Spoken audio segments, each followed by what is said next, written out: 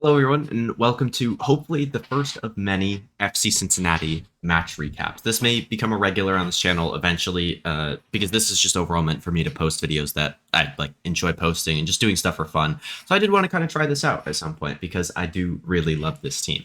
So I think the first thing I want to hit on for last night's win was that it was Pat Noonan's 100th win for FC Cincinnati, and just that is how huge that is and how much of a Pat Noonan specific win this was, because this was the first clean sheet that they've had in 9 games in this win last night, which is, I mean, completely the opposite of how the season has gone, which I do think is funny that this would end up being his 100th win. But yeah, just a good defensive performance tonight. We'll touch on that a little bit more in specifics later, because there were still some question marks about it for me, but overall, they look nice. And then I think the next thing that we should touch on is the lineup, where I think overall this is going to be about what we're going to get for the League's Cup. They're trying some stuff out in the back line. Evan Loro in goal. You have Buka at right wing back, which has been a pretty consistent thing for this team. And then you have like a rotation of Echenike, Ramirez at left wing back. The strikers are rotating. I wouldn't be surprised if we see a Tom Barlow or Ayub Jabari start up top in our next game as well. Maybe even somebody else instead of Dotto or Obi in the midfield. Like, just kind of consistently rotating that the overall lineup here, because it is League's Cups, and Pat Noonan has been very adamant that this is a bit of more of a fluky tournament, but also they're in a position that they can very easily qualify with a win in their next game. So maybe we just get a full strength lineup and we see what we get or what happens in the next game. But I would imagine we'll still get Evan Loro in goal. I would imagine this back line will be pretty much the same. Maybe Giddy instead of Smith, maybe Miazga instead of Robinson, potentially. But we'll just have to wait and see for the next game for that. But I did want to talk about the just game as a whole overall, and just kind of the important milestones that happened throughout the game. So they actually ended up scoring in the 6th minute. FC Cincinnati did, but it was taken off for offsides. I think Steven Chirilla had a great spin around a pressing defender, all the way at midfield kind of thing, dribbled it up the field a little bit, and then ended up playing it into Evander, who then played it into Denke. But Evander in that buildup was offside, so it was ended up not counting as a goal, which they showed it 10 times on the broadcast, including again at halftime with the offsides visual thing, which I found stupid because it was very clearly offsides to me. I guess there was a defender more close to the middle of the field that technically could have been playing him on sides, but I think they ended up getting the win, so I wasn't too upset about it. But also I just thought it was offsides watching it live anyway, so it wasn't crazy bad to me. Then I think it was more Pumas favored until around the 42nd minute. Honestly, it was kind of just a bunch of half chances going back and forth. Nothing really interesting happening until that point. But I think that was mostly because of Pumas' passing and finishing in that kind of stretch, where they kind of just could not get that final pass to get an actually good chance on the FC Cincinnati backline, which I think had more to do with Pumas being bad than FC Cincinnati being good defensively necessarily, but they weren't bad at all. I do think with better quality of players that our backline maybe could have gotten exposed a little bit more in this game. With if, say you're playing Inter Miami or something, Messi would have destroyed this backline tonight, but that they weren't playing Inter Miami, so it was perfectly fine. But I think without Evan Loro in the 42nd minute making a huge save on a Pumas free kick, this game probably looks entirely different, because that would be most likely an equalizing goal if he had not made that huge save, because there wasn't really anything to cover. It was kind of just a free kick, and everybody else was covering in the box it was going to get crossed in, and he just made a huge save on a shot. And then 3 minutes later, he has to come out. Oh, no, it wouldn't have been equalized. Sorry, it would have been 1-0 to Pumas. But then 3 minutes later, after they get the ball cleared away, he has to come out of his box to basically just sky a ball into Pumas territory, because I think it was Smith had a bad back pass or something like that, or played a ball weird or something like that. I don't know exactly I don't remember exactly what happened, but Loro skies it basically all the way around the Pumas box, which then Denke actually ends up getting under the ball and running under it. And then eventually, after some well-worked possession around the box, the ball lands at the feet of Pavel Buka, and he just sneaks it by the keeper in for the first goal of the night, and then it's 1-0. heading right into halftime, which was huge. Like it was that goal was massive because like nothing had really been happening each way, and I think that helped open up the game a little bit more. But in the second half, I think it was a little bit more of the same, but like I think there was a little more like half chances back and forth, both for FCC and some for Pumas. But the Pumas passing in the final third was still really bad as well. And Evan Laura was also doing a great job, even though there were more chances for Pumas and they were getting some better chances. Evan Laura would just not let them score.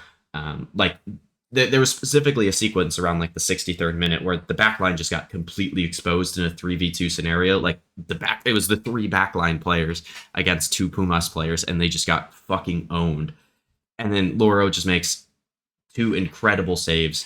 One on the initial shot, and then it falls straight to a Pumas player who I don't know if Loro actually touched it or not, but he basically just recovered, made himself big enough, and the Pumas player freaked out and missed the goal pretty much. And that kept it 1-0. And then finally in the 93rd minute, Ender Echenike goes on a break with some great dribbling, finds Kenji Mbomedem, and he puts it into the back of the net, making it 2-0 and effectively sealing the game.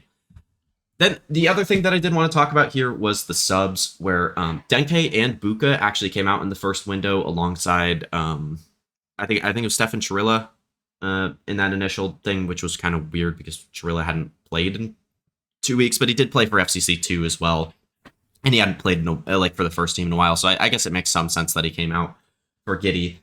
But I do think it's kind of interesting that Denke is getting some rest in Leagues Cup after starting on the bench in the last game as well. Could be something to do with his potential transfer rumors, which I'll touch on later. But overall, like I think even if he is staying, like it's still good to get him some rest during this stretch, and I would imagine that he'll start in the next game as well. And then also Evander did get subbed out in the 88th for I believe Ayub Jabari, which did worry me a little bit because they were only up 1 goal, and I felt like maybe they wouldn't end up needing another goal. But with just other defensive subs, which like Brian Anunga coming in for Dado, I felt fine about it. Plus, they scored another anyways, as I mentioned before, so that wasn't too big of an issue. And I think the other things that are interesting here with just like player-specific stuff is no Matt Miazga tonight at all, or not tonight, last night, which I think, I don't know, I think is a good thing. Like I think he probably needs to get bought out and like should not be on the team right now, just because of how rough that contract is and how rough he's been this year. But I do think he played a nice game in their last league game as well. I believe it was against San Jose. He didn't play terribly in that game, and he had some nice moments. The other thing I do want to mention is Ramirez has been great when coming off the bench. I think he's even been good when just starting at left wing back as well. But they clearly want Ender Echenike playing more, and I think Ender has been better as well. So you have 3 really good wing backs there, one that can play both sides in this grouping, and that is really good and something that they did not have early on in the season when Ender was a little like inconsistent. Buka was playing in the midfield, and Ramirez could not defend to save his life and would not put effort into it to save his life as well. So he looks better defensively. He looks better attacking wise as well. Like he's been very, very good.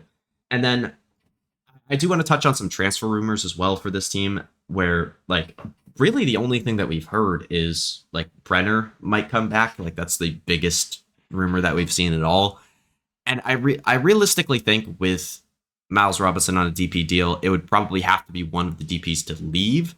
And I don't think they're going to get Miles bought out somewhere else. Like I don't think they're going to sell him anywhere who's going to like take his wages on and stuff like that. So it makes sense that they probably can't get rid of him, and it would probably have to be Kevin Denke to go, which would, like, I don't know exactly how to feel about that move. Like, if it was just Brenner in, Denke out. I do think Brenner probably is the better overall player at striker, but you guys should let me know what you guys think in the comments below about this stuff, because I am really interested to see what people would think about that, because it would make me sad as somebody who I just like Kevin Denke as a player. Like, I think he's fun. But as a fan of the team and wanting them to win, I don't actually think it would be that bad of a move. But I also would be kind of curious how that would work in the system of the strikers, because like Denke has been kind of just playing the same role, just as like the guy you go score goals and that is your job. Whereas Kenji Mbobadem is kind of been playing like Brenner did last year, where he's dropping deeper, receiving the ball in and around the midfield, helping the build up. Like Brenner was doing a lot of that last year when he came back for the like second half of the year playoff run and stuff like that. So I'm curious like how that would work with Brenner and Kenji playing, because Kenji's been playing so well. And I kind of just don't want to mess with this attack unless like obviously like Denke makes them a fuck ton of money that they can go sign a really good center back with. That Brenner maybe would be a little bit cheaper in that sense. So I think overall that would make sense and I would be fine with it, but it would make me a little bit sad in the sense that Denke is leaving. Then I think the other big thing that I want to touch on specifically for this game tonight is I think Loro should get the starting keeper job. I really think in the games that he's played this year, he's been better than Roman Celentano, who, like, I think the goals that Cincinnati has allowed kind of made him look worse, and he hasn't, like, it just makes him look worse than he's actually played this year. But I do think in this game, Evan Loro played a better game than Roman Celentano has all year. And I think even in the previous game of Leagues Cup, I think Loro played really well in that game as well. So I would like to see him in one more game before giving a full, like, 100% yes. Like, yes, he should definitely be the starting keeper.